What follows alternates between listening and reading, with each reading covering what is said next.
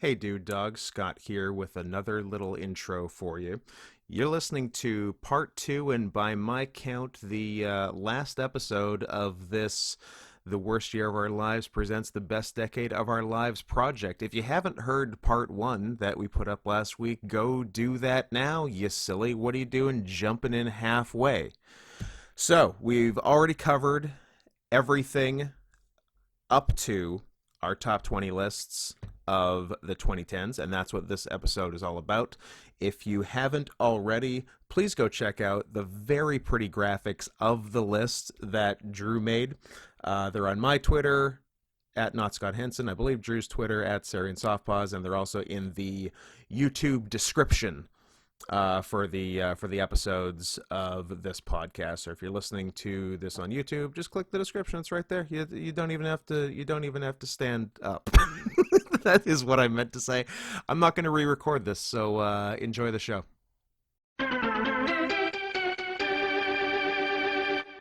Drew, Main event, baby. main event. Now I know we just Fucking Kimbo Slice and Dada 5000, baby. truly the main event. Was that the main event of that show, or was it Yep. Shamrock Gracie? Shamrock Gracie was the semi-main. Oh, they finished with Kimbo Dada. They Yeah. knew where their bread was Of buttered. course. Hope One everyone of the best nights of my life. Hope everyone is down for esoteric Strike Force references.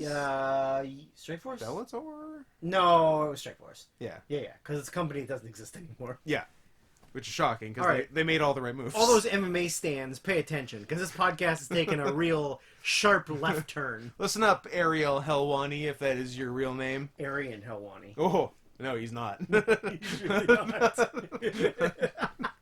he does not pass the test. In the conspicuous by its absence, I notice in the fun facts segment we neglected to list the number of movies that passed the Bechdel test. Could we maybe go back and do that, or number of movies that had a cool black guy in them? I feel like we didn't do enough woke stats. Is what I'm saying. Number of movies where Scott had gay sexual intercourse with the director at a film festival. Especially in the latter half of the decade, a lot. A lot. Yeah. No, we're not going back doing that. This is the finals. This is March Madness. This is fucking the Super Bowl or the Superb Owl. This is the WNBA Finals. Nice. Good reference. The most important game of the year. Yeah. The best 20 movies of the decade. The goddamn decade. 2010 to 2019. Which we originally had the hubris to think we could do just the top 10. That which was ballsy. Nonsense. That was ballsy. Even 20 hurt me more than But I thought. I think when we said that, the idea... When we said that, we had only seen 10 movies. Yeah. I think the idea was it was going to be the number ones from every year and rank them. Yeah. Which ultimately would have failed. I agree. There are twos and threes better than higher than other some number ones. And you have one number one I have not one number one on your that 20? did not make the list. All my ones are on the 20. Well, cool. Wasn't really a brag. It was more just a statement of fact. But, yeah, I think my lowest one is 14. You're spoiling it. That's, I mean, sure. But yeah, so I guess we're doing it. So I guess we should first... I got two ones lower than yours. Oh, good for you. And that was a brag and not I a see. statement. I see. Good to know. I like my number ones less than you do. I am less confident in my earlier picks than you. So we should discuss some ones we... Our feelings for each other? Later. Post podcast or... Yes. So ones that we really wanted to get on there but couldn't. Just some select, really hard cuts. Yeah. Not the ones that, like, because, pretty much anything that was a 2, 3, 4, and maybe some 5s. Yeah. Were all, like, clearly in some form of in the running, consideration. yeah. But naming all of those is literally you could just go back and Look read at our lists look at our and lists. see, yeah. Yeah. So these are the ones that were like, you know, the next Yeah. 5 after that. I mean, I have 7, Yeah, but like these are the ones that would comprise the rest of our top 20s, like the 20 through 30 Yeah. of the decade. yeah. But we did not rank because 20 was the rule. So I have a couple of number 2s. Yeah. Number 3s, one number 3, 2 number 4s, a number 5, and a number 1. I'm in the both the 5 and 1 are interesting. Well, you know to what me. the 5 was, because I already told you what the 5 was off camera. I forgot. It was hours ago. It was 6 hours ago. It was 6 hours ago. Yeah. Get off my back. My number 5 that was in consideration Yeah. was the movie Ash. That's right. You know what? You did tell me If that. it wasn't in 2019, it would have been higher, Yes. and it would have probably 2019 was a made the very good list. year. Yeah. But because the 4 above it were so much better, it just couldn't That's squeak that's in. the thing, because 2019 is such a strong top 4. Yeah. And yeah, Strong top, period. if we could extend it a bit more, Yeah. all 4 of my. I guess that no, because you said you didn't have any number 4s in your list, or do you? Do you have? Okay, so One, 2s, and 3s, baby. so obviously your number 4 for Yep. 2019 was also one of those hard cuts. Yep. Yes, that being The Lighthouse. The Lighthouse. Yeah. Just didn't quite squeak in. I have 2 very similar ones to each other, not to what you said. That were 2 of my last cuts. They are the 2 Denis Villeneuve movies. Ah. I'm each moved to number 2 in their respective years Interesting. for better chances to get into the top 20. Okay. And then still couldn't put them in. Those would be Arrival. That is 2016's number 2, Arrival, and 2013's Prisoners. number 2, Prisoners. Prisoners. I love them both. Would love to put them both in. They would 100% both be in my top 25, but they're not in my top 20, which hurts me. Neither would be 21. I have my number 21, Gotcha. and it's not. I have my those. number 21 as well. Good. We'll do those last. The other number 4 I had was 2011's The Skin I Live In. That was my 2011 number 2, and was a late-ish cut for me. Yes. What else? You got ones and you got 2s left. I've got a 2. I have a 3, 2 2s, and a 1. Okay, give me your 3. So 3, which honestly would have been my number 21. Oh, save it. Save your 21 for Okay. last. Tell me about the 2s then, Well, 2s would be. Ooh, he's not going to go good for you. because they're definitely on my list. No, 1 is for sure. 2012's number 2, Django Unchained. Okay, that's not on my list. No, I know. Yeah, I had it lower. Yeah. Just couldn't quite make it. Yeah. And 2010's number 2, Black Swan. Is on my list. Is on your list. Yeah, So it was my number 1. that's and then yeah. So those are hard. So what are my last couple? So we have the 2 Villeneuves, which were both number 2s. We had Beautiful, which was also a number 2. And so that must be there must be one more. I guess I just had the 4. Beautiful, Prisoners. I see no question marks there. That's a question mark that it shows. Arrival. So I think I just have my number 21. I got one more and then my number 21.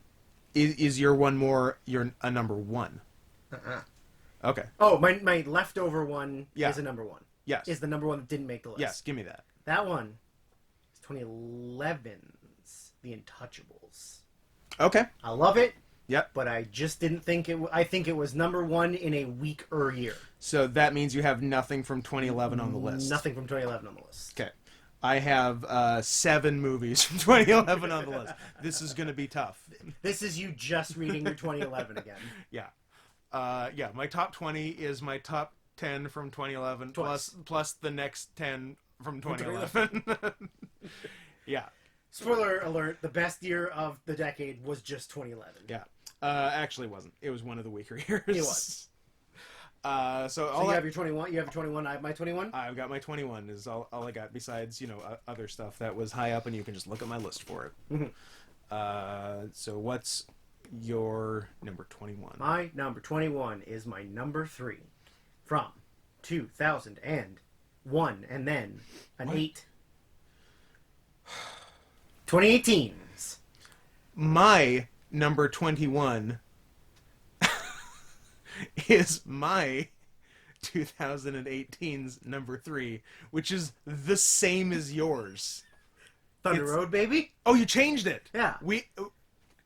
Our Before previous the thing. the previous one. Mine, Thunder Road was mine. mine's Climax. Yeah.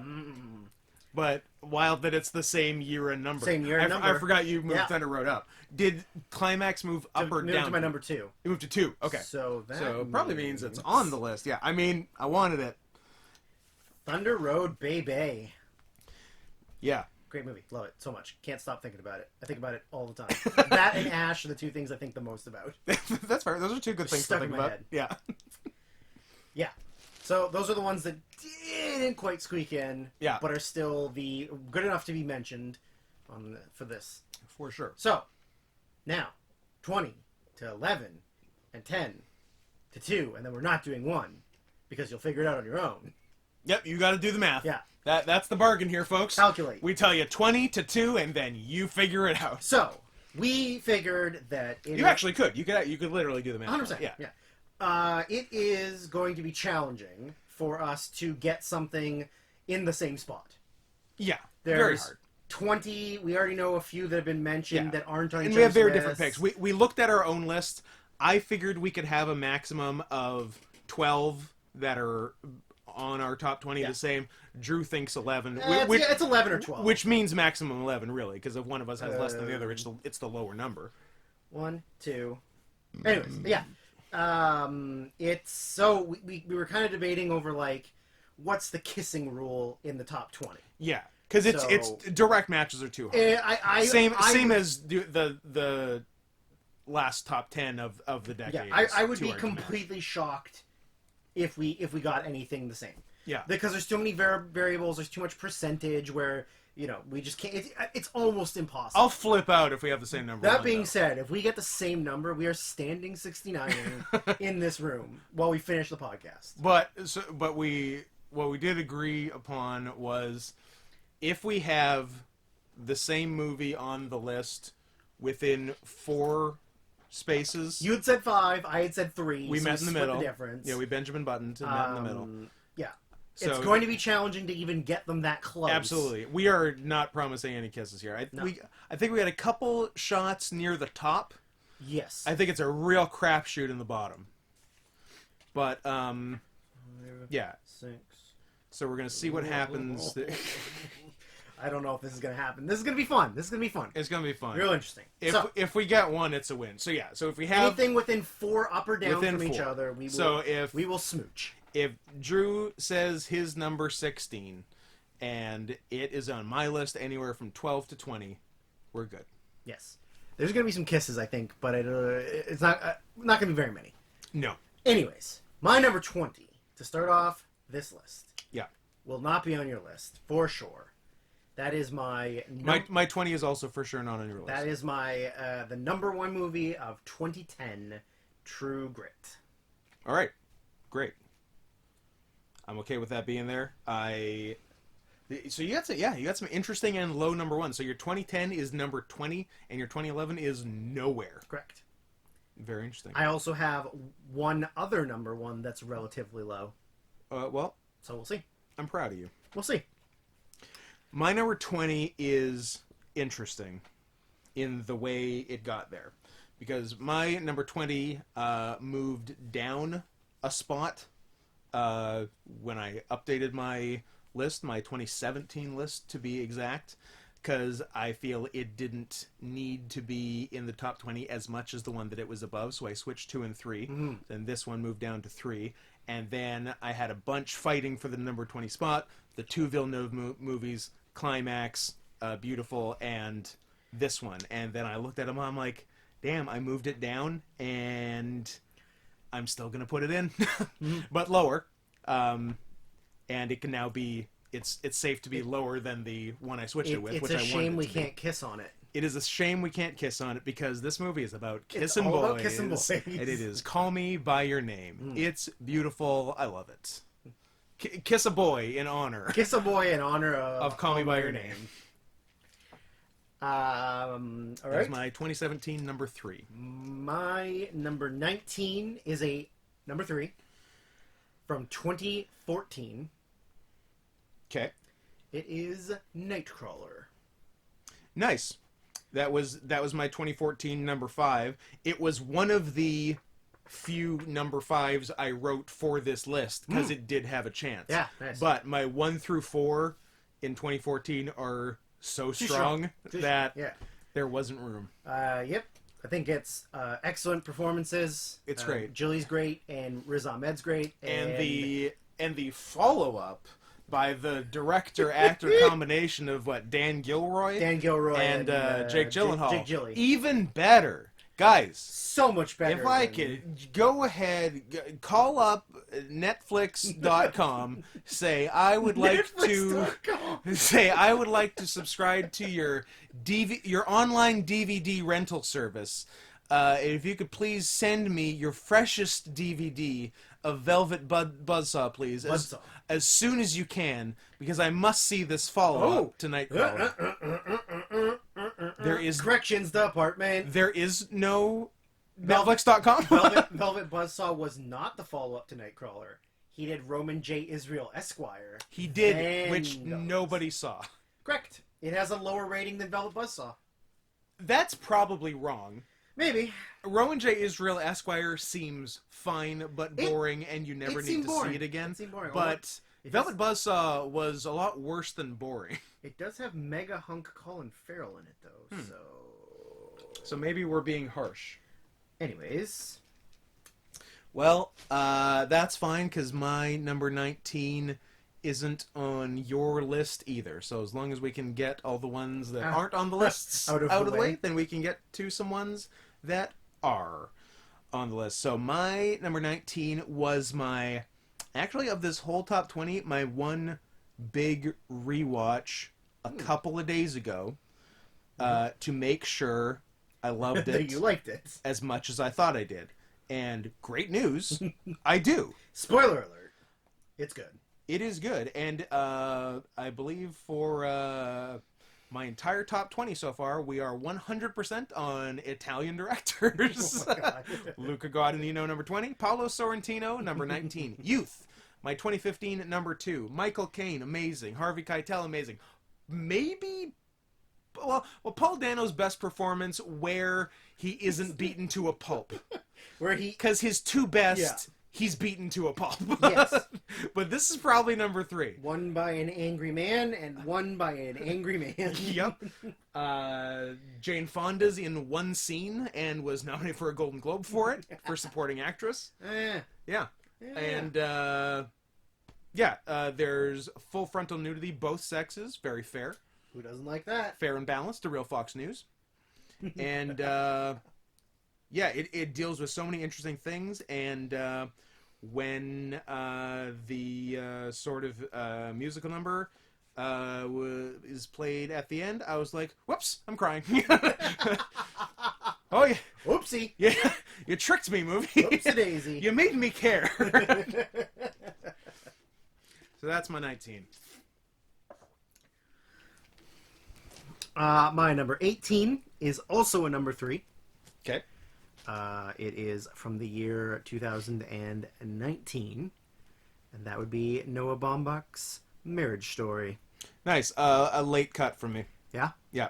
My it's my number 3, and your number 3? No, It was my number 3. Yeah. It's We number matched 3 and 1. Yeah. Also, my number 3, my 1 and 2 are on. My 3 is not. Gotcha. Yeah. I think excellent performances by both ScarJo and Adam Driver. Yeah, both. That's what just both Oscar-worthy stays performances, fresh in my head, and like, an Oscar-worthy screenplay. I mean, it's going to be good. Yep.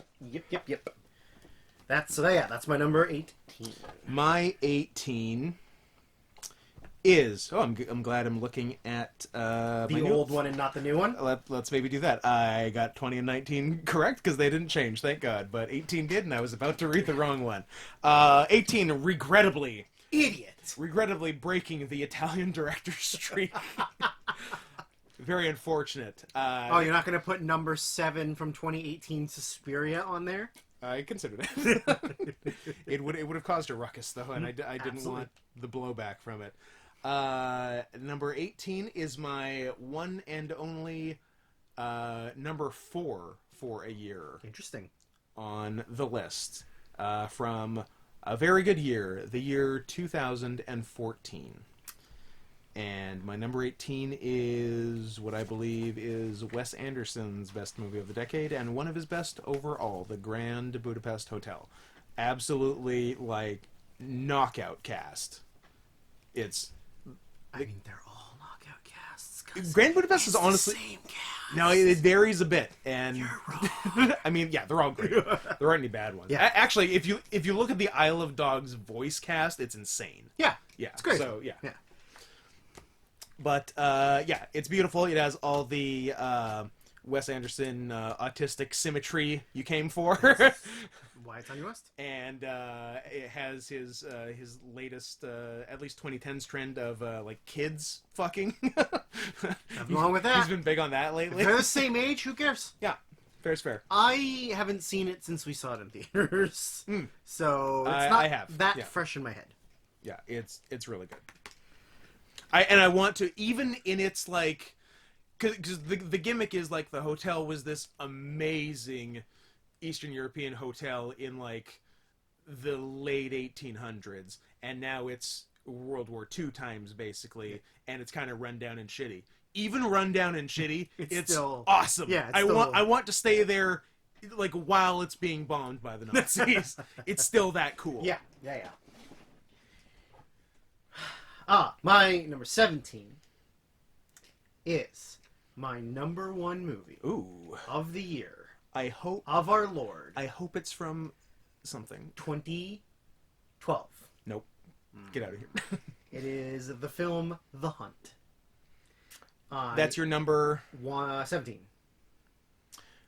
Drew, I regret to inform you that we will not be kissing over The Hunt. Ah. Because it appears... 4. Because it appears that I am madder about Mads than you. I mean, I like it a lot, and it's on your top. I 20. did absolutely want it to be higher, but I just thought the earlier years were a little weaker, and the later years were a little stronger. I have a decent chunk of earlier stuff in my Higher? top 10, actually. Yeah. I mean, I do too, but I just feel like it was. Yeah. Anyways, my number 17, The Hunt. My number 17 was one above my last movie in the same year. Number 18 was my 2014 number 4. Number 17 is my 2014 number 3. Whiplash. Damien Chazelle's Whiplash. Only good movie. Mile S. Teller. Just Kidding Simmons. And of course, Mad About You's Paul Reiser. It's great. It has one of the best third acts in movie history. Yeah, it does. It really does. And even if the first 2 weren't good, which they are, it would still be great because of the third act. But with the whole thing together, it's pretty awesome. It was one of those movies that gets me really invested in someone better win a goddamn award for this, and that being J.K. Simmons, and he did. Just kidding. So, good. And the Oscars weren't just kidding when they gave him the Oscar for Best Supporting Actor. Yeah, I'm glad he won. He deserves it. The voice of the yellow peanut M&M. The most important thing I learned... I tweeted that. It was like, I don't know if it was 2018 or what. Like, the most important thing I learned this year was that J.K. Simmons is the voice of the yellow M&M. Yep. Yeah. My number 16 is going to be higher on your list because it placed higher. It was higher in the year it was in. Fair enough. My number 16 is the number 3. My number 3 for the year 2016, The Handmaiden. Drew, we won't be kissing over The Handmaid. I wanted it to be higher. I think it's a great movie, but I couldn't put it higher than the other two from that year. So I'm going to be real with you. It's really high for me. I assume so. Yeah. Absolutely. It's real high. My number 16, I think, is going to be higher on your list. I think I'm going to say the same thing you just said for me about a different Asian movie. How about that? Because my number 16 is my 2018 number 2, your 2018 number 1. It is. I'm just hoping it's... What if they're in the opposite spots? What if they're flipped? I'll just die. I'll just die, Drew. My number 16 is my 2018 number 2, Burning. And it's when I kept trying to ratchet up a couple spots because I really like it, but I couldn't ratchet it up higher than my number 1 for 2018, which actually I think is my lowest number 1. Oh, interesting. Which we'll get to in a couple spots. Interesting. Yeah. So my number 15... But yeah, Burning's great. Watch it twice. Watch it twice. My number 15 is the next one up from The Handmaiden in 2016. That's my number 2. That would be Raw. Ah, nice. I don't have it, but it is great. I like girls eating each other. But only in that way, not in the other way. Gross. Gross. Real eating. Real flesh being Dinner swallowed. eating. Yeah. I don't know. Really cool. Really stuck with me. Pretty unique idea. Sucks that it never got a Blu-ray release in Canada, so I can only buy it on DVD. You can buy it on what, like Region 2 Blu-ray? Probably. Yeah. And then it not play in your player? Yeah. Sick. One of these days I'll get Sweet deal. an all regions Blu-ray player. Yeah. You can. There's a place in Vancouver I can buy it in. But... Yeah, you can get them. Yeah. So, anyways, Raw 2015. What is your number 15? My number 15 is my 2017 number 2, which is another one I was trying to ratchet as high as I could, and this is mathematically just about as high as I could get it. It is the Safdie brothers' Good Time. That is a tough decision to be made. It is. Also a tough decision because my number 14 Is the other movie by the Safdie brothers? is a 2017. Oh, okay. And it's higher, but I was just like, 17, but then you said. My number 14 is my number 3 for 2017, which is 3 Billboards Outside Ebbing, Missouri. That's your number... 14. Oh, Andrew. What a damn shame. Because it's not quite 4. What a damn shame that I'm terrible at math, and 14 minus 12 is 2. So give me a kiss. No, I said it. I said it second. You have to kiss me. Mwah. These Good. ones don't feel as good, though. I mean, it's not the same as matching, but we're not going to match, and we need kisses. So we're doing what we If we can. matched on number 1, oh. Oh, we'll do more. If we match on one, we'll talk about it. Explosions will happen. If we match on one, it probably does have to be on the lips. Yeah, absolutely. So 3 Billboards, I think it's a rad movie. I really, really like it. Yeah. It is a shame that there are 2 other movies in 2017 that I absolutely love. Yeah. Yeah, it's my number 1 for 2017, but is not much higher on my list. It's my number 12. Mm-hmm. So yeah. And you said that's your lowest number 1. My lowest number 1 is... No. Oh. That's my second lowest number 1. Oh. My lowest number 1 is Coming Right Now! Oh no! Spooky! Because number 14, right? Correct. My number 14 is my 2018 number 1.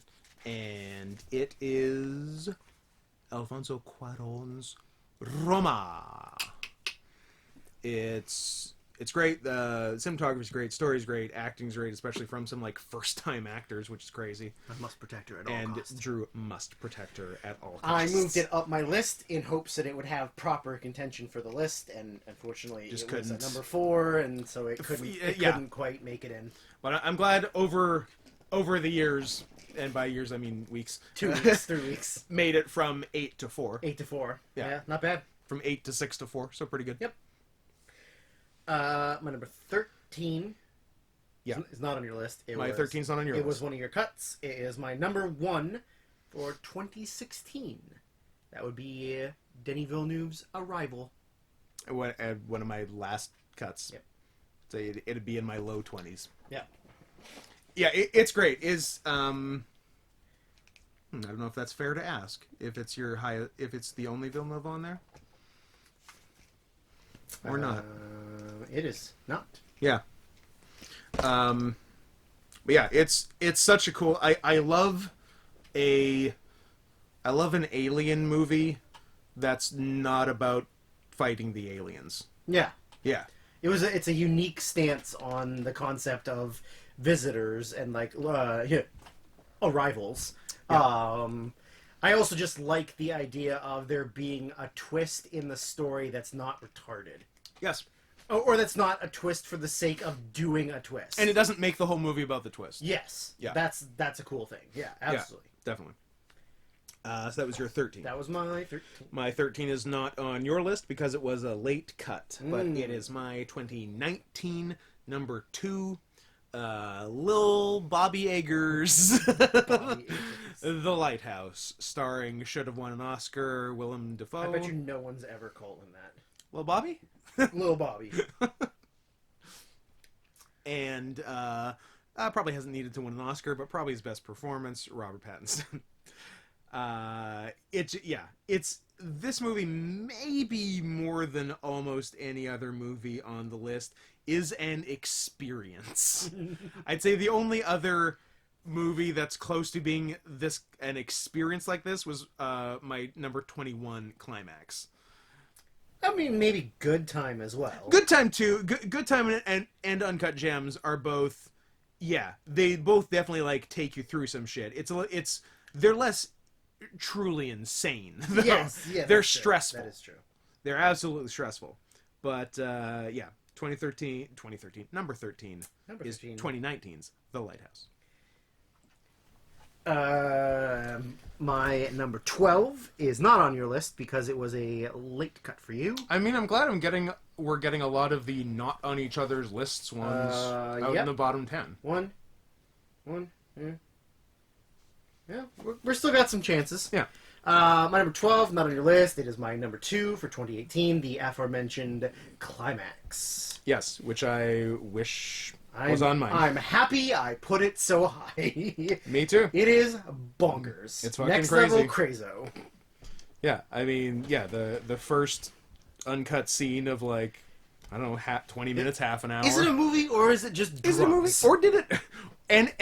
And was it real? Was it real? Was it a documentary? Yeah. Was it a real life thing? I feel like Gaspar just like went to a dance studio, literally did that, and drugged them, and then filmed the last like 30-second scene fictionally just to tie it together as a movie. yeah, absolutely. But the rest was real. Yeah. Like they killed a kid. Oh, absolutely. Yeah. Yeah. Yeah. It's crazy. My number 12 is your number 13 and our first match, and if we don't have another, so be it. We kiss today. 3 Billboards Outside Ebbing, Missouri. My 2017 number 1. You been to Ebbing, Missouri? No, I haven't been to the state of Missouri, in fact. Good. It's a piece of shit, I hear. I've been... What's the closest I've been? Tennessee? Tennessee? Yeah. You're the only 10 I see. Oh. My 11's not on your list, so don't have your 11 on my list. Oh, that's bad. My number 11 was something that I moved up my list so it would make the top 20. Okay. And then ended up placing number 11. Okay. So moved on your top 10 for that Top 10 year. for that year. Gotcha. And then ended up actually being quite high. All right. So it's a good thing Yeah. I moved it up. Fair. That would be 2015's Anomalisa. is your number 11. My number 11. That's we're gonna file that under close but no cigar. Damn it. Is what we're gonna do. Should have moved it up just a scooch higher. All right. Well, I think it's too unique. Not only unique of a movie, of a filming style, but like of a story and like a narrative. Yeah. To not be one of the best movies of the decade. Yeah. Like it's so unique and interesting. And what's interesting for me is it's in my top 10. I'll say that. Well, no and shit, obviously higher than it. So it's higher than 7. Yeah, and it's so unique and so cool, but it's counterintuitive. But it's a slight double-edged sword, S word that it's good enough and is my number 1 for 2015.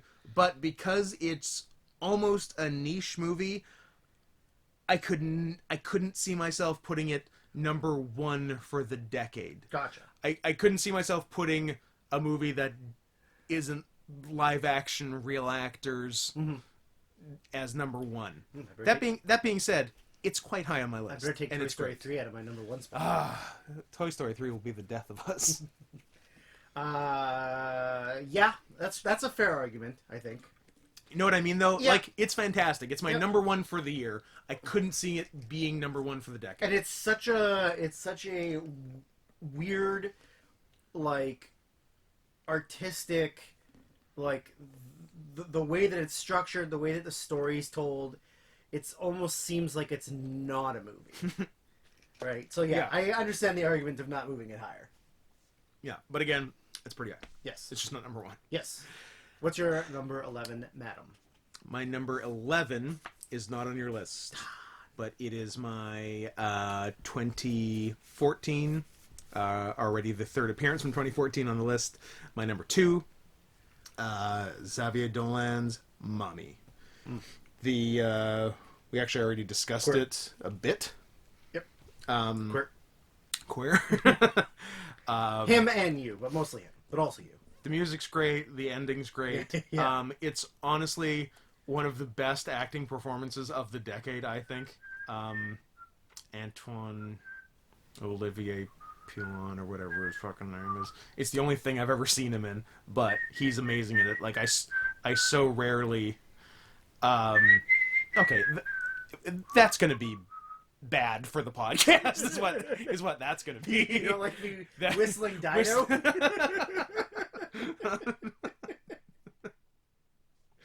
I'm sure he's not in anything outside of Quebec. I can't imagine. He's in, it's like nothing but French stuff. Yeah. He's not a known actor. But I so rarely, and I'm sure I mentioned this on the 2014 podcast, I so rarely, while I'm watching a movie, going, wow, this guy is a great actor. Like, his acting was so good, it almost took me out of the movie, which seems like the opposite of its intent. But, yeah, it's really fucking good. And, Dolan should not be allowed to have a budget. Because, like, this movie's amazing. It's Just at the End of the World is pretty good. Tom at the Farm is good. And then fucking John F. Donovan just sucks so much ass. It's so stupid. So I think he's done one since John F. Donovan, which looked like they took away his budget. So I'll actually watch that and see if he maybe got back to proper filmmaking. So that's my 11. I like the idea of taking away the money. Yeah. No. You did a bad job. You did a bad job. This is not happening anymore. Yeah. I believe he did one in 2019. Yeah. Called Matthias and Maxime. Right. A drama focusing on a group of friends in their late 20s. That seems more his speed. Oh, he's also Maxime in it. Okay. Loser. I'm going to direct myself. I mean, he's in Tom at the Farm. He's Tom, isn't he? There's an SNL Quebec. That doesn't... No, I refuse... If it is, I'm not acknowledging it. Hold on. This is a game changer. Quebec gets their own Saturday Night Live. That's just ridiculous. I don't believe it.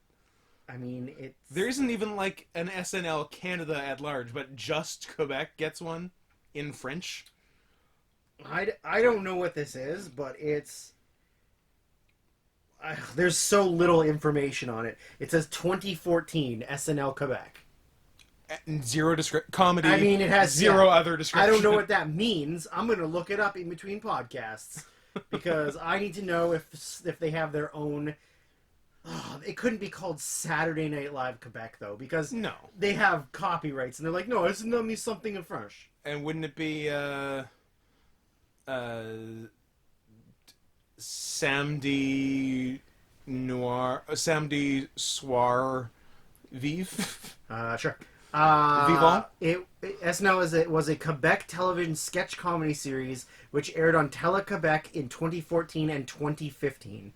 1 season, 10 episodes, a French-language adaptation of the influential American sketch comedy series Saturday Night Live. Now, what I hope it is that they are not original sketches, and that they just do famous That SNL sketches in French. would be amazing. It got canceled after 1 year because it was too Bad. cost-effective. oh. I hope it, like, just Xavier Dolan is doing John Belushi sketches. What a list of who's that of hosts and musical guests. It's a regular Who's That. It's a regular if you've never been to Quebec, you don't know. The guy who played Bon Cop in Bon Cop Bad Cop hosted once, and that was it. Everybody else, no idea. Never heard of these people before. Yeah. That is insane. I'm going to become obsessed with this. I'm going to watch every episode of SNL Quebec. If you can find one episode anywhere, I will give you all the money in my pocket. Which, as you know, I carry $12,000 cash. At all there times. is an episode on YouTube, a full episode. I'm so glad we didn't shake hands on it. There are several full episodes on YouTube. Actually, it would appear that almost everyone is on YouTube. Amazing. Well, I guess that's what I'm doing for the next day. Well, I guess we found our night. Yeah. That's bonkers. Anyways, so... That's our bottom 10? Bottom 10. Did it. Right. So now we're at the Sid Undertaker. We're at the Hogan Slaughter. We're at the Sid Justice Hulk Hogan. We're at the main event, baby. Oh, all your favorite WrestleMania main events. All the good I was ones. like, what do these things have in common? your Goldberg Braun Strowmans. Your Bam Bam Bigelow Lawrence Taylor. That one's a good one. Did you know that Mongo was in a WrestleMania? Yeah. Crazy. He was in a football battle royal. And he was also in LT's Corner. LT's Corner, yeah. Yeah. Crazy stuff. So, now we've moved on. We are at the 10-1, the big ones. Here's the time for us to panic about what the other person's put high, and then go, oh shit, I made a terrible decision. All right. I'm going to start talking now. Okay. Because I want the kisses if we match. Fair. And my leg has fallen asleep, and I don't think I can get up. So that's where we're at. We're not going to match on this one, though, so Sick. Stay planted. We can only match on 2, dude. 2? 2. Holy fuck. We can only match on 2 that are left. Because either they've been said or they're not on your list. Damn. Bad news, listening audience. Scott's not getting any kisses from me. I think we can match on those 2, though. Maybe. We'll see. We're not matching on my number 10, though, because it's your number 18 or something. My number 10 is my 2012 number 3, The Hunt. That was my number 17. So that means, for those of you doing quick maths here, my 2012 1, 2, and 3 are in my top 10. Bonkers. Yeah. How do you like that? How do you like me now? Well, I don't like you at all. And I've never liked you. I see. And I only do this for the people. What do you do this for? For the people. Okay. I did it for The Rock, and I did it for the people. Okay. Those are, I like a lot of wrestling references coming from me on a movie podcast where no one cares about wrestling. Yeah. I mean, there are more wrestling podcasts on this RSS feed than movie podcasts. Yes, but our listeners didn't really kick in until we almost stopped doing wrestling. I mean, yes. My number 10 is not on your list because it was a hard cut for you. It was another Villeneuve? my number 2 for 2013, Denis Villeneuve's Prisoners. Prisoners. Yeah. I mean, I love it. It is Prisoners really, really good. is the best episode of Law and Order SVU ever made. Yeah. Yeah. Yeah, I can see it. Right? I think it also, too, made me realize, oh, Hugh Jackman's a good actor. Yeah. And not just a silly goose with a beard. Yeah, but also is a silly With two goose with two beards, the one on his face, Who also and, can't sing but and thinks he can sing. his wife. He's Yeah. a Broadway guy. He's a Broadway He's guy. a song and dance man. He's but the greatest showman I've heard. a really solid cast. Yeah. And, like, real dark. I love how dark it is. I like that it's an interesting choice, but I don't like the look of Jake Gillies' collared shirt buttoned up to the top, no tie. Yeah, you know. Weird look. He's living his best life. I like that it's unique. I like that it's a choice, Maybe it's a Quebec thing. but I don't like it. Maybe it's a Quebec thing. And Maybe it's a was Quebec like, oh, thing. no. Up. Do up. And Jake's like, you can't really mean I do the top button. I was like, yes, oui. Oui. But yeah, number 10. Monsieur Gyllenhaal. Gyllenhaal.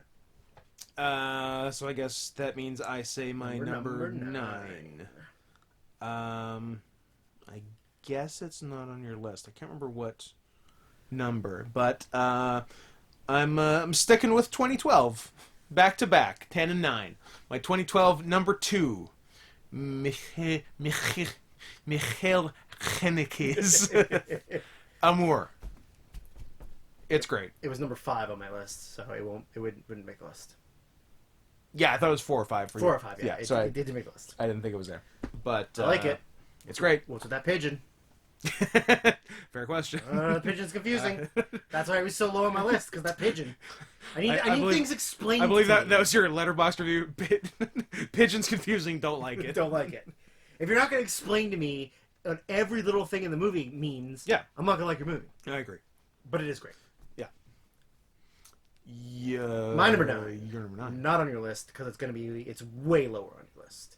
I see. My number 9 is my number 2 from 2014, and it is driving me nuts that I didn't write a closing bracket on it. Oh boy. Number 2, 2014, Force Majeure. Yeah. I mean, I love it. It was my number 1 until something else had to take over for it, but it is great. It is absolutely great. I can't say anything bad about it. It's such a fun story, and it's just a character study. Yep. Really, of hey, here's an interesting incident that could happen in real life. Would happen to me if I had kids. I'd run. Absolutely. I'd do it. Fuck 'em. And the aftermath of that, and it's got that cool guy with the big red beard. I always forget his name. Christopher Hedgerfall. Christopher Hitchens. Christopher Huggins. He's a Northsman in Game of Thrones too, but that guy. He's Christopher Hivju. You're actually pretty close with all your gibberish. Tormund Giantsbeard from Yeah. Game of Thrones. Yeah, he's a fun guy. He's a fun guy. So my number. Scotty's also in After Earth. I guess we gotta watch After Earth again. My number 8 is not on your list. Yeah, because you have nothing from 2011 on your list. Nope. Well, I Didn't do. make that cut. I have one thing from 2011 And it's this on my thing. list, And it's your this. number 1. It's my number 1, and it is Steve McQueen's. Not that one, the other one's Shame. The Living Black One. Starring Mikhail Hang That Dong Fassbender. Big old dick. Yeah. Big meaty hog. Yeah. Like me some meaty hogs. Yeah, it is, just this intimate story of a fucked up guy. Is he really that fucked up? I feel like that's just what everyone is now. I Everyone's either zero, like no sex, from Zero or Shame. or just everything. Yeah. Yeah. And we're both kind of both. I feel like the older I get, the more towards zero I'm going. Yeah, no, I feel like I've mostly entered the post-fucking portion of my life, but at the same time am also completely depraved. It's a very strange dichotomy, but I'm working with it. I have the opportunity to, and I pretend I'm asleep. So that's how that works. Yeah. Uh, Your 8. My number 8 will not be on your list because I think it is the biggest goof up of your history. Which Hey, is dude, it's my number 106. Seven, What's your what's your problem? My 106, your 8. yeah, fair. 2015? 2015 number 1, baby. My 2015 kind of honorable mention. Same diff. Mad Max Fury Road, baby. I don't know, practical effects. I know, like I can't rad like lighting and like visuals. I can't say anything against it. I love it. I know why.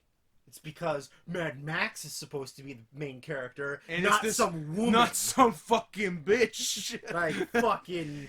And you know what? Yes. She doesn't even look like a lady. No, she looks shaved head, no hand. like she's named Max, but she's not Max. You just named Mad Maxine. If you were just named Bitch Max, then maybe we're talking. But until then, no, man, I'm pissed off. Yeah, they made fucking Mad Max a fucking simp, and he was a simp. I don't know, man. If they made more movies like this, I'd see every goddamn. I mean, they're making another one of these. Yes, but without George Miller. I think with George Miller. I thought he was not happy with them, and they were feuding. I think a fussing and a feuding. I'm not exactly sure, but I think something's happening. It will hopefully be good. But if every like bigger budget action movie was like this, awesome. I would see every single one of them. Yeah, absolutely. Yeah, like I can't say anything against it. It's just there were so many other movies that ended up being higher. Apparently 105 other movies. Look, at the end of the day, I'm a quiet boy who likes a quiet story, and this was loud and scary to me. I guess it's not 105 movies. It's 15 movies. Because it could have been 101 or in that 10. Yes. So it was really 15 movies better than it. Yeah. Because it's not like it could be number 1 in 2017. Like, correct. Yeah. But yes, it is rad, and I think you're a buffoon. I accept my fate. All right. I've got I definitely got a couple coming that are lower or not on your list. We better fucking match those two, though. I swear to fucking God. My number 7 we're on. Yes. Taking it back to 2012. So 2012 was 7, 9, 10 for me. Wow. And I remember when I did my 2012 and when we talked about it, I said my top 3, 1 I all love and 2 are basically interchangeable. Right. I had a very tough time ranking them, and obviously even in the top of the decade, 4 spots separate those 3 movies. So my number 7 is my 2012 number 1, Paul Thomas Anderson's The Master. Did my list. I know it didn't make it. It was only number 6 or 7 for me. 6 or 7, yeah. But yeah, I love PTA. Everything he does is great. I love PDA. Personal digital assistant. Yeah. Yeah. Not the other guy. The other guy's gross. No, it's gross. Thank you. Yeah. Well, I would be fine if they would allow like rimming in public. Yeah, but they don't. Well, that's the other PDA, public display of analingus. The good PDA. Yes. Yes, it is. I wonder if anyone ever called him Paul Dumbass Anderson. I bet, and you know what? And I bet if they did, I bet it would actually hurt his feelings. Probably. He seems sensitive. Yeah. Yeah. He's one of those directors that wears a scarf, unironically. Definitely. So does Villeneuve, though. So does Villeneuve. But that's a Quebec thing. And who's another scarf? Inarritu's a scarf guy. Inarritu's a scarf guy. Yeah. But it's a Mexico thing. Yeah. What's Anderson's Yeah, excuse? it gets so cold in Mexico. In the mountains. Better wear a scarf. In the mountains it does. He's not a mountain man. He take that back. He kind of looks like one, actually. Maybe he is. What's Paul Thomas Anderson's excuse? Being gay. Being gay, but also having like 9 kids? Yeah. Yeah. He mixes it up. Yeah, of course. Gotta keep you on your toes. Yeah. He's a genius. Yeah. Your 7. My number 7, not on your list because it was too low on your top 10. That would be the first appearance of 2 wonderful little brothers that make cool movies together. My number 2 for 2019, Uncut Gems. Those Safdie boys, I love them. Those Safdie boys can really stress you out. They really can. My 2019 and also number entertain 4. the fuck out of me. Oh yeah, Yeah, it's so much fun, and also like, oh no, bad things are happening. But yeah. Also, if you're gonna put Kevin Garnett in a movie, I'm gonna watch it like a bunch. He's my favorite basketball player. I'm gonna watch it, and I'm gonna put it top 10 of the decade. Yes, that's just what's those happening. are the rules. All right. If you wanted Phantom Thread to be better, you should have put Kevin Garnett in it. I wonder how they would have worked Kevin Garnett into Phantom Thread. Playing himself. As himself in Like 1950s dressmaking England. Like 20-something years before he was born. Yeah, that's right. I mean, it's not impossible, but it's going to be difficult. Well, give me a minute. Make a phone call. Me and PDA will get back to you. Okay. Refilm the entire movie with Kevin Garnett. I would like Kevin Garnett as the bitch sister in Phantom Thread. I think what I also love about it is that it's Kevin Garnett playing Kevin Garnett, but it's not like a fictionalized Kevin Garnett. It's like he's a dickhead and an asshole. Yeah. And that's how he plays it. Yeah. Like he's just being himself. Yeah, no, it is Kevin Garnett as himself, Yeah. not as some other Kevin Garnett. Or like trying to be or an what he's enhanced not. Kevin Garnett. Yeah. It would just, here's what I would do. I think they told him it was a documentary. Yeah. Like, okay, Kevin, go in here and buy some bling. And he goes, Yeah. oh, fuck it. All right. No, it's a good thing I am carrying $200,000 with me. Yep. Absolutely. So yeah, that's my number 7. My number 6 was, if memory serves right, but it's been, at least 45 minutes. A Hard Cut for You. My 2010 number 1, Black Swan. Yep. Hard cut for me. Hard Cut. Knew it would be higher for you, though. Yeah. It's great. Darren Aronofsky's never been in a bad movie. Sure. You can make that statement. That's you admitting that Noah is that good. I love Noah. With rock monsters. Yep. Which I then had That to, were definitely which in the I Bible. then had to look up if those were in the Bible, because there's other weird. There are monsters in the Bible. Sure. The Bible's got like a Leviathan and shit. Because Fucking that Minotaurs. name will never come up again in this podcast. Leviathan. Minotaurs. I don't think it has minotards. Yeah. just half bull, half retard. I don't know, like half bull, full retard. Or just a retarded bull. Not even like an anthropomorphic thing. No, I think a Minotaur that's got Down syndrome. Okay. I'm gonna look that up. I hope that exists. Please tell me that exists. And Google, don't correct my spelling. I know what I'm doing. Don't give me did you mean. I said minotard. I meant minotard. You keep talking. I'm looking it up. Yeah, like number 6. We actually touched on earlier. It's great. Two great performances. A movie that lets you know, hey, Mila Kunis is a good actress. That's true. How about that shit? That's true. And Natalie Portman, when she gets like the right role, is amazing. And I think this is the best movie. I would agree. Yeah. And if you ain't seen it, go see it. I think I also really liked Vox Lux. I liked Vox Lux a lot too. That was enjoyable. I liked it more than I thought I would actually.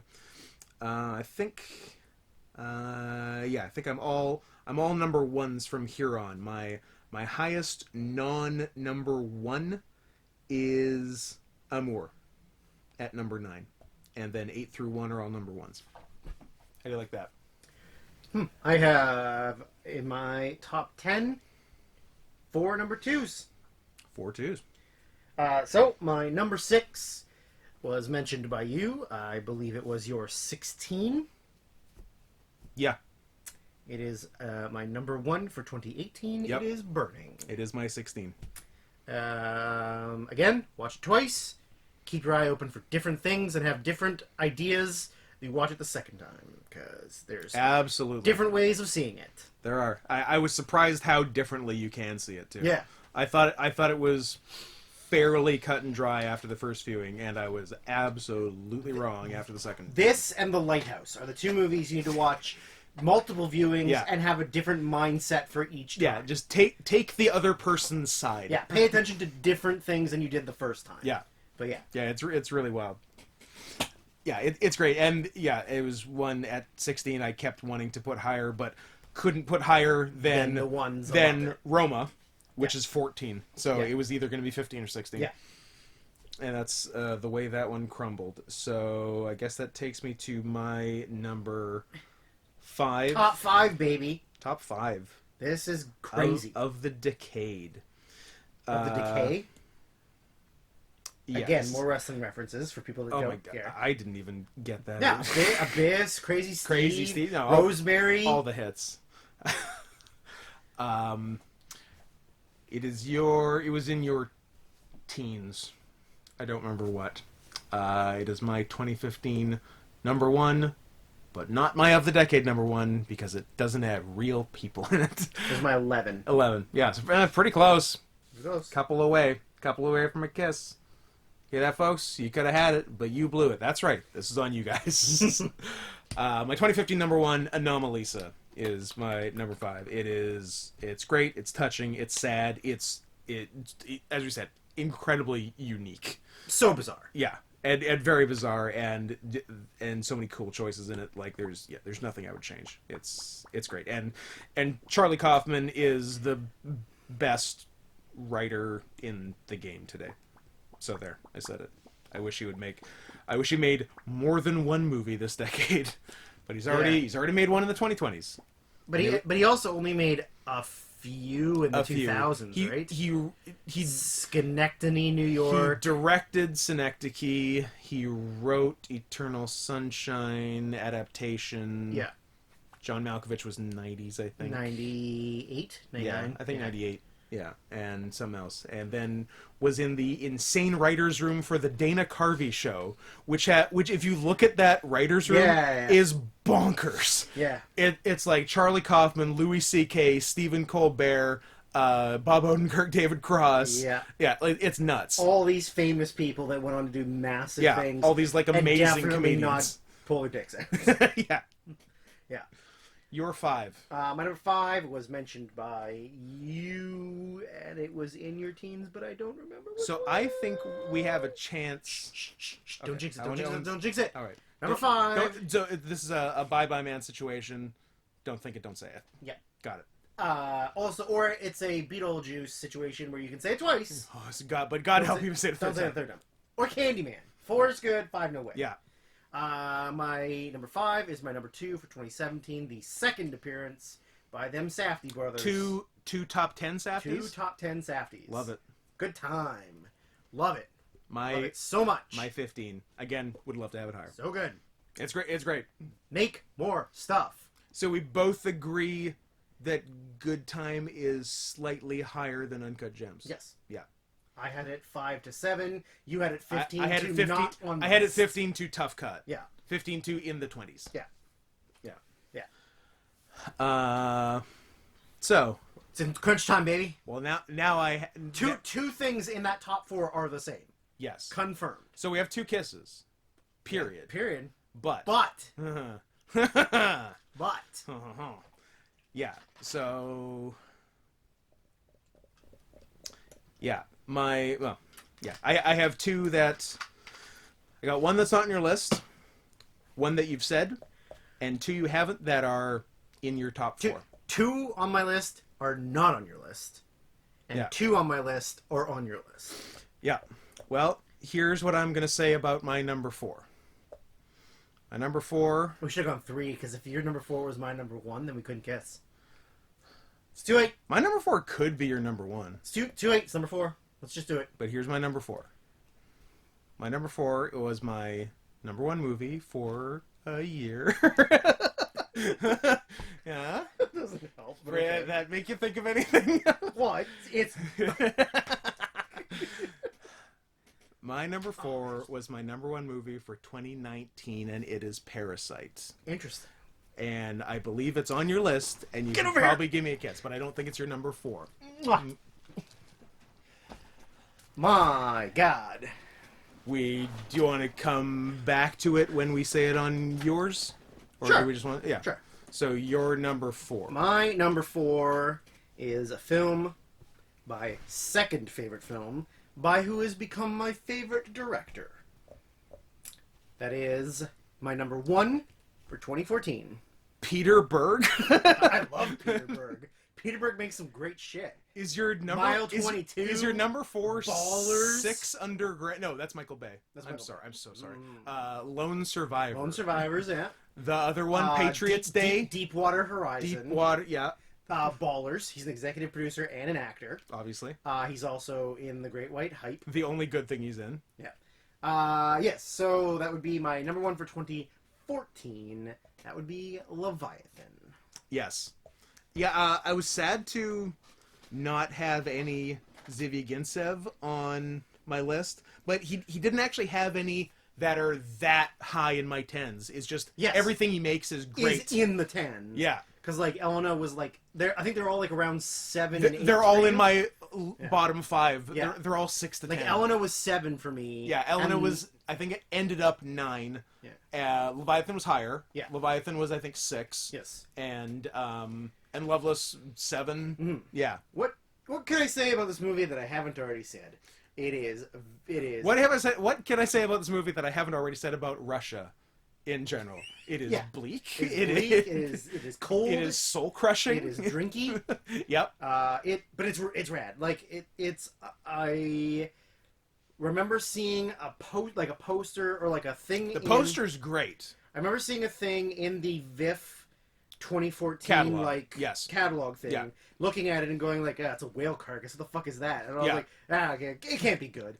And then fast forward 2 years, and somebody had like written an article about it, and I was like, oh, that sounds kind of rad. Sounds good. So then I checked it out and was like, oh, this is like my new favorite movie.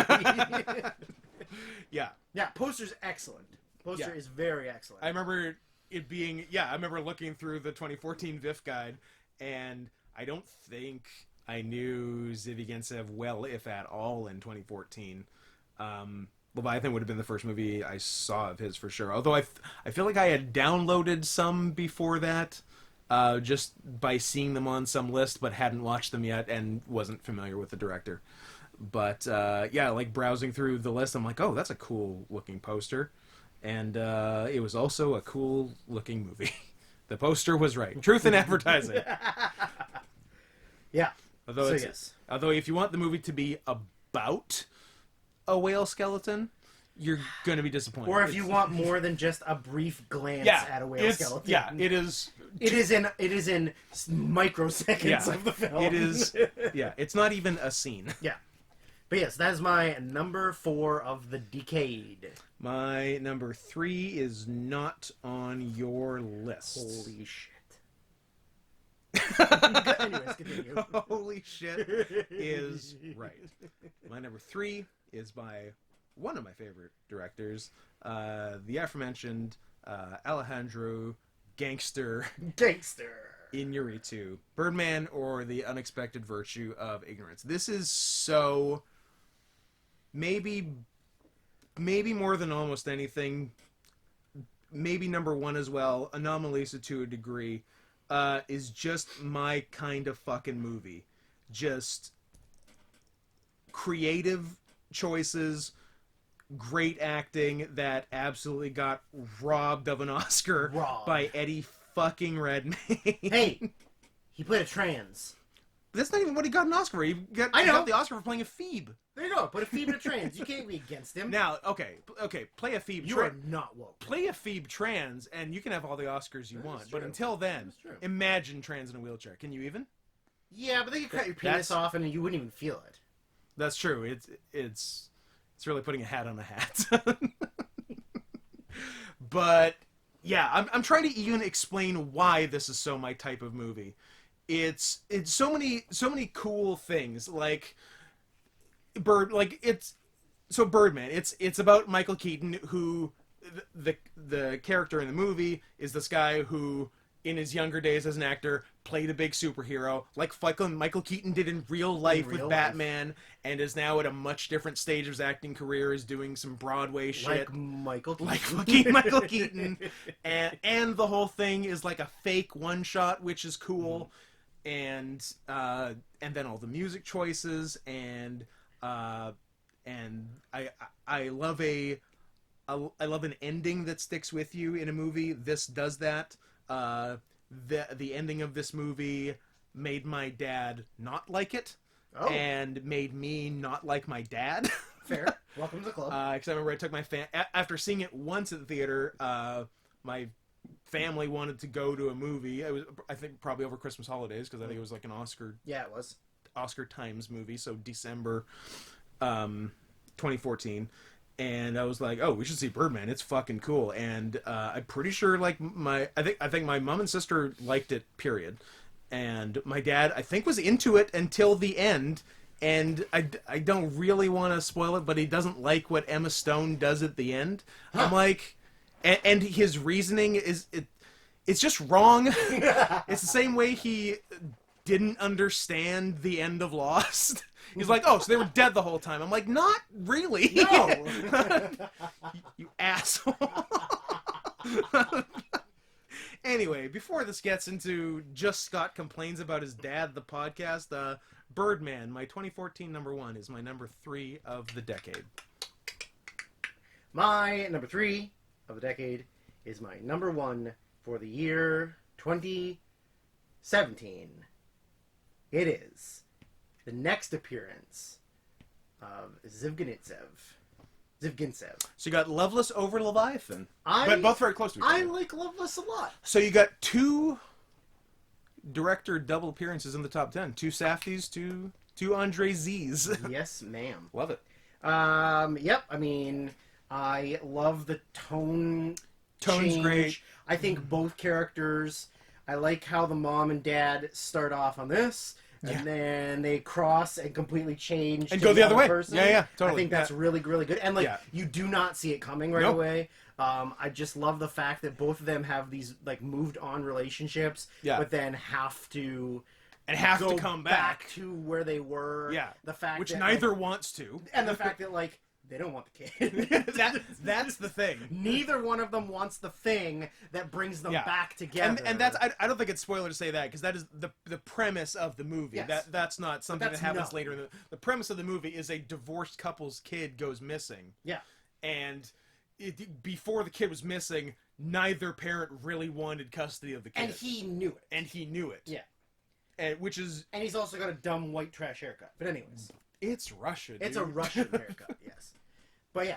Which is just such an interesting story concept from the get-go. Yes. And then what they do with it is so interesting, too. And I remember watching it and being blown away by how much fucking there is in that movie. Yeah. There's way more than I thought there was. and how much fucking the kid does. Can you even so much. believe it? So much. That they would show it so graphic. He's a poonham. That kid fucks. But yes, my number 3 is Loveless. My number 2... Listen, we're kissing regardless, so... Yeah, but where is the That's question? the question. That is the... No, because if the one that's left is both of our number 1s, we gotta do something. Didn't we say on the mouth, or did we say standing 69? Standing 69. I say maybe on the mouth. Okay. And then whatever happens after the podcast, happens after the podcast. Is it smart to kiss each other in the mouth in a COVID world? We've been very close to each other a lot today. That is true. I think if we're gonna get it, we're gonna get it. Mouth to ass. Mouth to ass. My number 2 is lower on your list. I think it's in your teens somewhere. Or wasn't on the... Or, it's hard to remember things. And If it's what it is, it's... Nope, I don't know. my number 2 is my 2016 number 1. It is 16 for me. Chan Suck Dick. Sukmin? Yeah. Is that right? Yes. All right. Do I need to look? Chan Wook Park. Chan Wook Park. There. I was like, I'm combining Chan I'm combining Chong. 2 other names. Yeah. Chan Wook Park. Great director. Did Old Boy also. And The good one? Yeah. Chan Wook Park directed 2013's Spike Lee's Old Boy. The Handmaiden. It's just so... It's such a brilliant movie. Sexy? It's fucking sexy. Very sexy. There is a lot of lesbian banging in this movie, but for story purposes, not for salacious purposes. And 2 twists you don't see coming. They both work so good. The twists make the story. Yeah. Because it's like Act 1 twist, Act 2 twist, epilogue, sort of. Kinda, yeah. Yeah. But yeah, both are so good. Both work so well. all the acting's great. The cinematography is fantastic. I don't have enough good things to say about The Handmaiden. What's your number like two? it a lot. I mean, it's in your top 20. You're It's probably okay with it. very good. My number 2. Mm-hmm. This is a deal breaker. Because if I say this out loud, things are going to happen. Because Scott Henson. Is your number 2 my number 1? Scott Henson. Uh-huh. I'm going to say this out loud. I want you to look me in the eyes. I don't want to look you in Look me in the goddamn eyes. I'm gonna look over Your here. autism is not that bad. You can make eye contact. Fine. Scott Henson. Uh-huh. We did a podcast Yeah. for months. For months. Doing 10 movies every year Yeah. to then get to the top 20 of the entire 10-year period. Let me pause you for 1 second. This is the most eye contact I've made in 2020. Continue. So 100 movies Yes. to then make our top 20 of the entire decade. Yes. You know how many opportunities to miss, A lot. how close we can get to kiss. We almost had 15 kisses. That's right. You and I Uh-huh. have Oh, Andrew. the same number one. Oh, my fucking of the God. entire Oh, my fucking goddamn God. decade. Yes. My number 2 2. is number 1 for 2019. That is Parasite. Hey, that's a good movie. That's my number 4. There you go. Hey, what's your number 1? Our number 1 movie Hey, what's your number 1, Drew? is number 1 of the year 2013. What, Drew? What's crazy about that is I think that was my number 1 for 2013 as well. Would that be Spike Jonze's? It's Spike Jonze's Her? Kiss Me on the Lips. Let's get one cheek, other cheek. Mwah. Mwah. Holy shit! Wow. Wow. God damn it. That is crazy. When I wrote it down, I said to myself, "This is gonna be Scott's number 1."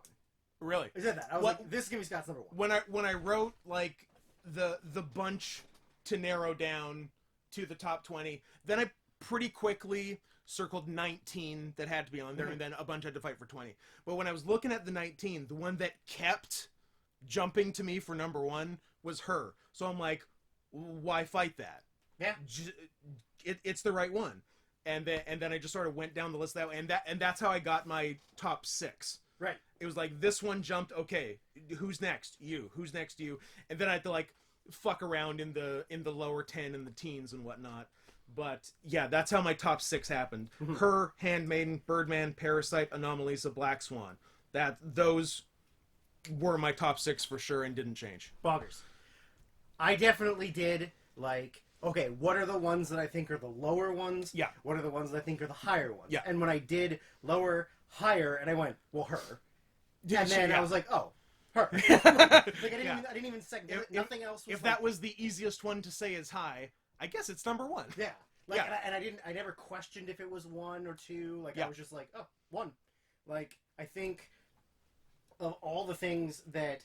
Do we talk about Parasite for a sec before we talk about Her? Yeah, of course. Because we didn't really say much about... No, we didn't really say anything. Not really, because we were waiting for me to say it. Yeah. Yeah, I mean, Parasite, like we said, the last one, like, it's got such an interesting, like, story, the way that everything is, like these little tiny reveals and little tiny, like, bits and pieces that sort of turn the families on each other, like, you know? Yeah. And you're seeing all these little minor things, but it also just has so many... Like, maybe one of the most insane reveals of a movie. Yeah. Like, just completely, like... There's nothing in the movie that leads you to believe anything outside of what you're seeing is happening. And then, there's a bit more. There's a little bit more. I'm sorry, what? Yeah, there's a little bit more. Which nobody does better than Bong Joon-ho. No. Like, that's his thing, is like big shifts. Not twists, per se, No. but shifts. Yeah. Just like a normal reality to something insane happening. Crazy times. Like The Host. Exactly. Granted, you see the creature, like, relatively early on in the movie, but it's not like, oh, maybe there's this thing, and then it's like, oh, people are saying there's this thing, and then, like, bam, there's this thing. Like, holy shit. And then, like, and not even like plot shifts, but like tone shifts too. Like The Host has crazy tone shifts. It goes from straight horror to straight comedy. with not mixed horror comedy. No, and it's not like a slow transition. Nope. Oh, it's getting a little funny. It's getting a little funny. It's like scary. This then this. Yeah.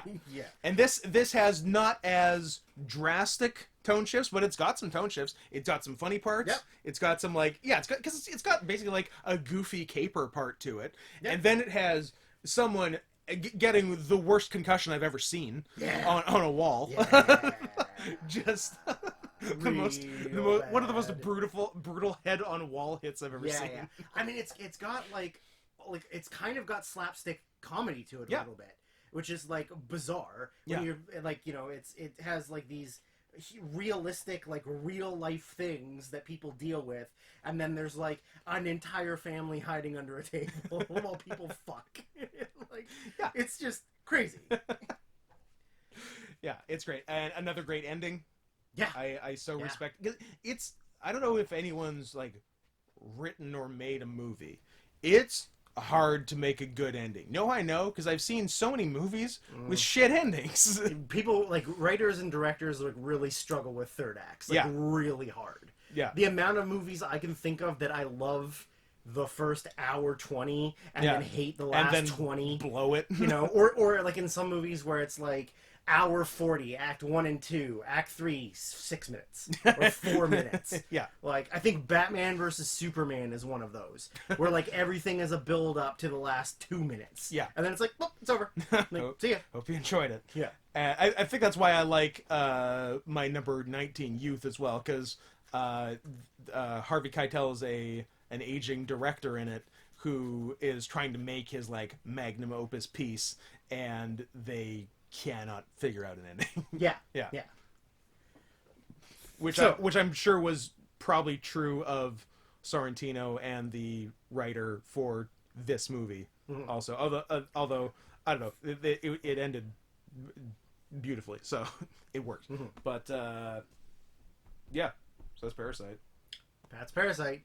Number goddamn one. Number goddamn one. I thought it was gonna be in the like top 5 maybe the whole time. Yep.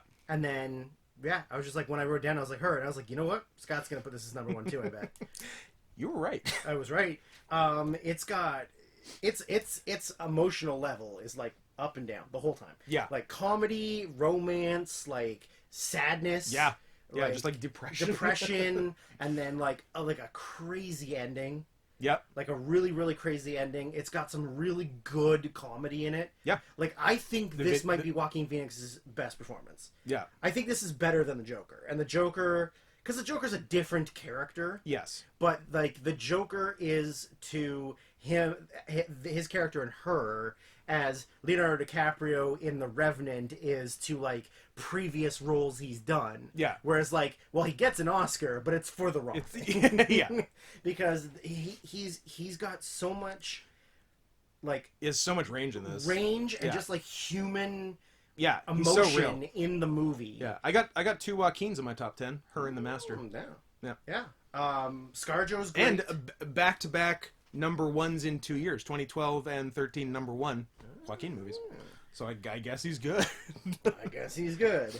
Yeah, he really is fantastic in this. He's so real. Like it's a I mean, all the performances are very realistic and believable. And I was gonna say, despite a less realistic plot, but it's not a crazy plot. Not really. I mean, it's a little surreal, but it's not. It's a slightly imagined either parallel world or just a near future. A near future, yeah. Really. The scene with the video game is incredible. Yeah. That makes me laugh every time. It's hilarious. And then just the real world stuff of him like going on a date or interacting with his neighbor, who's Amy Adams. Yeah. Just like all of that is intriguing. It's interesting. Yeah. It's not just like, well, we have to like, it can't just be constantly him and Scarlett Johansson. It has to be something else. You're like, okay, well, this other stuff's just like whatever. Yeah. But like, no, the other stuff is very interesting. Yeah. Like it's learning about the understanding of the world you're in and him as a person, and like and then just the ending is like so unique. Yeah, such an interesting ending. And yeah, what was I going to say? Oh, yeah, like very much another me kind of movie. I think I'm trying to explain what a me kind of movie is. I think like a very like a emotionally intensive, um, mostly real, grounded in reality, but with some slightly surreal aspect to it. Which, like in this, and like another one that makes me think of that is another one of my favorite movies, like Eternal Sunshine of the Spotless Mind. Mm. Like all the performances are real, everything's real, relatable, and human, with just this like one other level One little thing that, of different, yeah. of not quite real to us, Mhm. but what they're dealing with is totally real. And actually, another reason I love The Leftovers, the HBO series, which you should watch if you haven't watched. I don't watch TV. True. One more time for posterity. It's not TV, it's HBO. Because that is, the premise of that is a crazy, like 2% of the world's population disappears, which is, well, I guess that's something that's happening right now, but but not all at once, not like that. Right. So obviously not something we've dealt with directly, but the way everyone deals with it is so real and relatable, and you find yourself putting yourself in that, and like, what would I do? I would probably be kind of like this. Maybe what would I do a little differently? But you're thinking about it the whole time, and that's I feel like that in this. Mm-hmm. Yeah, there's a lot of like real stakes at hand for him, like as a character, and then just like the way that they like connect, and just like a look at what a world in the future might be with like connection, and then it's like it's even now with just like people only being able to interact with one another via like, and I feel like they were a little ahead of the curve on like AI. Well, AI certainly, but like every single person walking down the street looking at their phone. Yeah. Because that was made in like 2012. Yeah. Which obviously smartphones were ubiquitous in 2012. Yeah. But I feel like it wasn't as much if you just look at any scene of people where every single person's looking down at their phone. Yes. Yeah. As much in 2012 as now. Yeah, absolutely. Yeah. Well, when people are allowed to go out and in the before times, when you could see a scene of people. Yeah. I have to make one change to my list as we talk about this. Okay. My number one's John Wick. So. I mean, that's fair, and I can't fault you. I feel like if we made a list that was just like the movies I could rewatch the most times without losing interest. Or if we made a list of the most awesome movies from this decade, it'd just be John Wick 1, 2, and 3, and then some other stuff. But like, yeah. And then George Miller's Happy Feet 2. Yeah. Or Shark Boy and Lava Girl, whatever the new one is. Yeah, I'm excited for that. What was I going to say?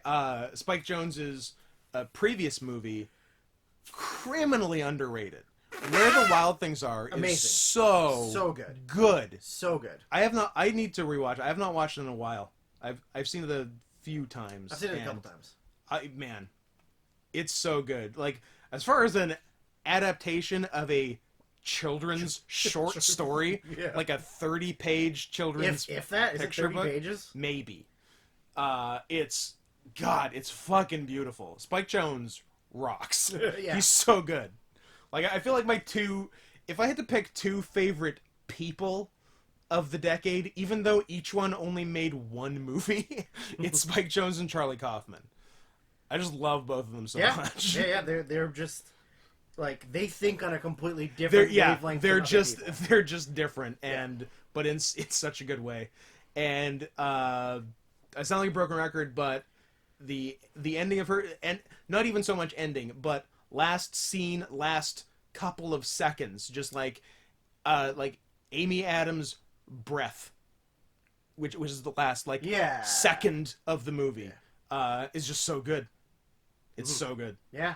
Man, same one. Number one. Goddamn. Of the decade. What a fucking treat. Yeah. So what did we not in the same position, but we ended up with what, like 1, 2, 3, 4, 5, 6, 7, 8 out of 20 on the list. On the list anywhere. 8 on the 20 and 3 kisses or 4 kisses?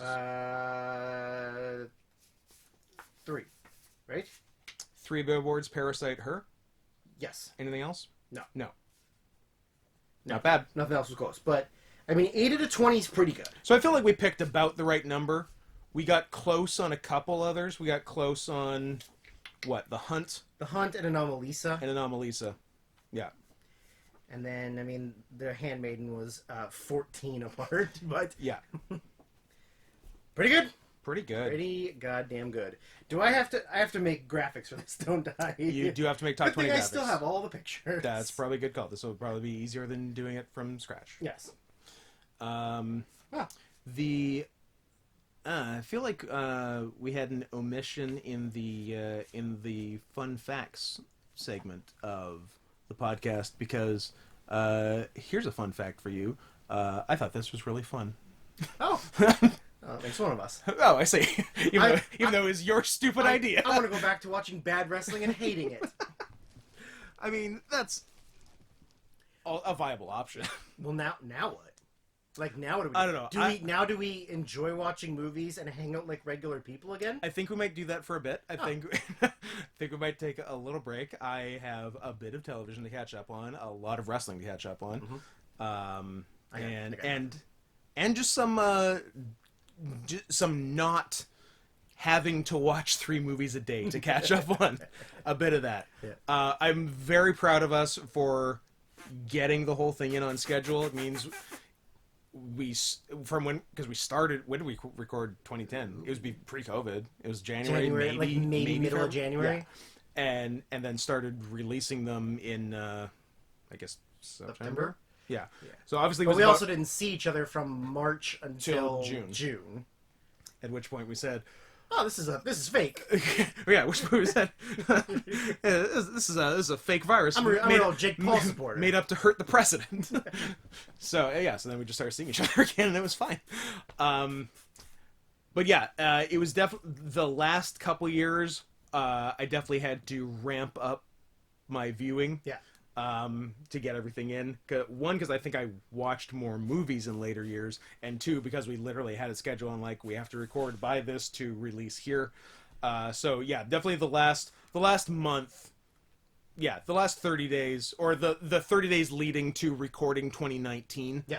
And actually after that, because I watched like 5 or 6, like 15 movies after that. Yeah. So up to that, so like those 30 days, I probably watched 50 plus movies. Yeah. Which is a lot. But so it'd be nice to have a little break.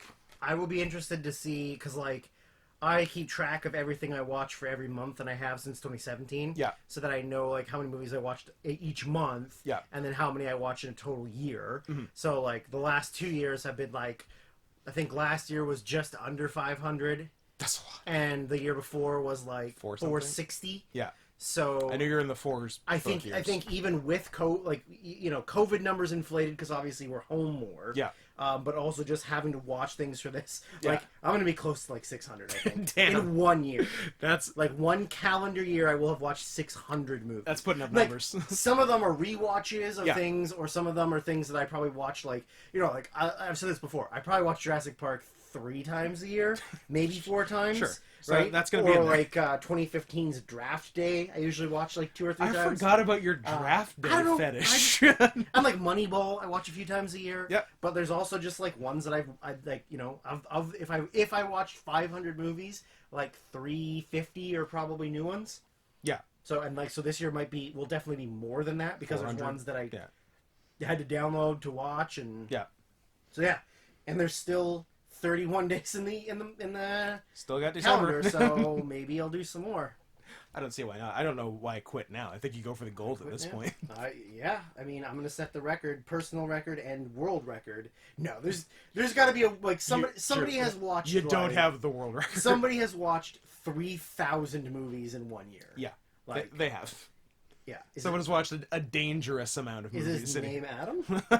No, you've seen way more movies than Adam this year. Yeah, I think it's also like I will pretty much watch anything. Yeah. Whereas I feel like he's slightly more picky. Slightly, he'll Not watch a lot. super Like picky, but he'll see a lot of stuff at film festivals, And he'll watch- and some ends up not being. And he'll good. watch bad things to shit on. Absolutely. Yeah, of course. Whereas I'm like, oh, that sounds interesting, and then I watch it and go, oh, that's bad. Like I watched Hurricane Heist. That was bad. I mean, it was pretty good. Yeah. But yeah, it was a really fun project. Turns out I know this doesn't jive with my personality at all, but it turns out I like sitting down and making lists. Oh, can you believe it? Never guessed. Right? I know it is really incongruous with the rest of my vibe. I know the man who literally knows the date of every VCW match. a lot of them, really a lot of them. Is... More than you'd expect. No, it's about as much as I would the same expect. as you'd expect. Yeah. More than a layperson would expect. Yeah. More than someone coming in cold. Well, no, he couldn't possibly know all those dates. And then he does. And then he does. It's very exciting. So, I think we said this last podcast, if people have suggestions or ideas or concepts for us to continue on with this. For our next not like we don't step have in ideas, but maybe there's fun ideas. We're interested in yours. That everyone listening. Moldova, hit us up with your ideas. Yeah. Hit us a good morning, Moldova. Hit us up on the twits at not Scott Henson, NOTSCOTTHENSON, at Sarian Softpaws, SARIANSOFTPAWS, or just comment on the YouTube for the podcast. We read that. And yeah, let us know what you think about our lists, ideas for the future. If you wish us well, if you wish us ill, perhaps. Yeah. If you're, as Drew said, if you think cars are for fags, think cars are fags, hit me up. Let them know either way, yay or nay. DM me. Send me pictures of your hot mom. Pictures of a hot mom, and above all, furry fan art. Furry fan art. The rest really doesn't matter. At the end of the day, we don't care about your ideas or opinions. We just want your furry fan art. Furry fan art of us. Of us, yeah, not just of anything. No, not just like I can see fan art. Yeah, not just like the girl from Eon Flux with cat ears. Is that a thing? I don't know. It's Japanese. I guess that's true. I is for whatever reason the first thing that came to mind. Maybe I'll look it up later. I don't know. Maybe I'll look it up right now. Maybe. But let us be clear. Of us. Yeah. You can add the dumb dog if you want, but it's not a requirement. And you know what? If it's good enough, if it's really good, we'll put it on a t-shirt. We'll definitely put it on a t-shirt. Legitimately. Because I think we're going to make merch. So if you make something awesome and give us permission to put it on a t-shirt, we'll fucking put it on a t-shirt. And if it's awesome, we might even pay for it. So we might. So there you go. No promises. Nothing set in stone. This is not a verbal agreement made with you from the past. Oh no, I have a glaring issue with my 2016 list. All right, delete this. Let's start again. Do you remember watching the 2016 movie? Do you remember? Oh. We didn't talk about it. Why didn't we talk about it? I don't know, because we forgot about it. Fuck. But, like, a tail fetish. The movie is Zoology, and it's literally a movie about a tail fetish. Oh, like, the reveal. I remember watching it and, like, screaming at Kelly about it. Yes. Like, it was ridiculous. Yeah, okay, so... 2016's Zoology, directed by Russian director Ivan I. Tverdovsky. Step aside, Zivigentsev.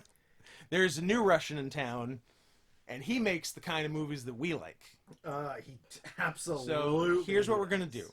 We're gonna delete this podcast. We're gonna retool the lists, and we're gonna come back to you very soon with a brand new list and a new but still matching number one. It's only got a 3.2 on Letterboxd, which is disappointing. Maybe it's like the demographic is too specific. The demographic might just be us. Might just be us and the director. But that's good enough for me. It's good enough for me. I like a movie just for me. Also, feel free to follow me on Letterboxd. Oh yeah, Drew Sarian. Drew Sarian.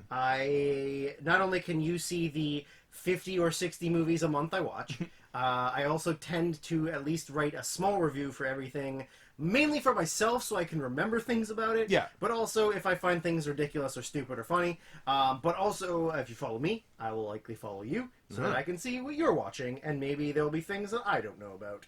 So There you hit go. me up. As of right now, I opened a Letterboxd account. I have done nothing on it You yet. follow 2 people. I follow 2 people. One of them's me. I One will- of them's your husband. I will probably continue to only follow those 2 people. I will probably not follow you back, but I may start at least putting entries on it. So if you want to follow at not Scott Henson, same as my Twitter on Letterboxd, maybe there'll be something on it by the time you hear this, and maybe not. Maybe not. Man, I'm already over 4,000 movies. Oh, I thought you were saying I'm already over movies. Let's do something else now.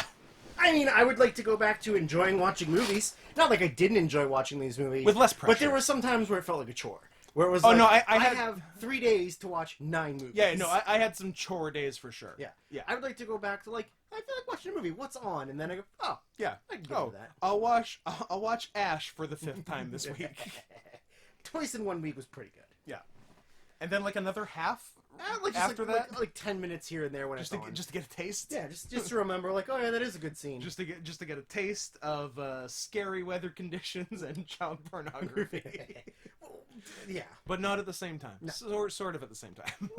Anyway, no spoilers. He wasn't a van by himself. Well, anyways, thank you for listening to Season 2 we did it. of The Worst Year of Our Lives presents The Best Decade of Our Lives. No idea what's next, but hang on to your butts. But I'll probably change the title of the podcast for the next one, whatever it is. And it'll get a new cool picture. It will get a new cool picture, and it'll Less stay. 9/11. It'll stay in the same RSS feed, so you idiots don't get confused. Thanks for listening. We love most of you. Not all of you, but most of Most. you. You know who you are, You HPV. know who you are. Anyways, that's it for now. I said we would be done at 11. It is 10. Let's vamp for an hour. Let's scat for an hour.